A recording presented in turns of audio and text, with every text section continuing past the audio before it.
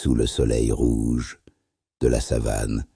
Deux animaux marchaient souvent ensemble, Zuka le singe, vif et terriblement bavard, et Quito le caméléon, lent, discret et toujours poli.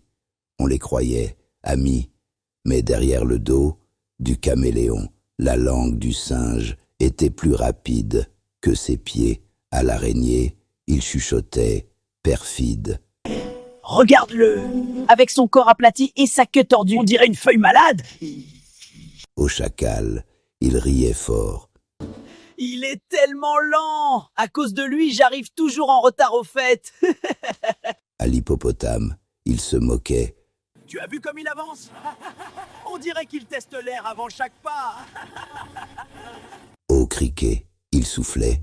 Et ses yeux, chacun regarde dans une direction complètement différente. Les autres animaux écoutaient, et petit à petit, le mensonge devint la vérité.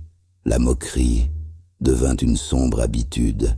Bientôt, toute la savane se mit à éviter Quito le caméléon. Un matin, même les enfants impalaces se moquèrent de lui en riant. Regardez la couleur bizarre! Il change quand il a peur! Le caméléon, qui n'avait jamais dit un mot plus haut que l'autre, baissa la tête.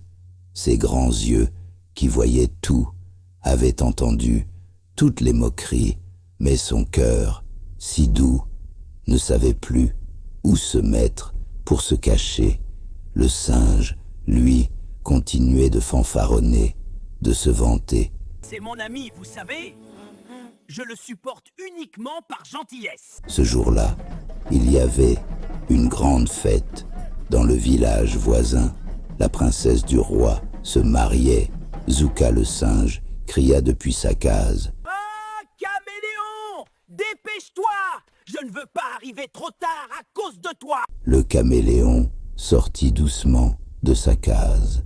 Il avançait à son rythme, sans jamais se plaindre, mais chaque mot du singe le frappait comme une pierre, là où ça fait mal. En chemin, plus ils avançaient, plus le singe s'impatientait, puis finalement, il abandonna le caméléon, le laissant derrière lui.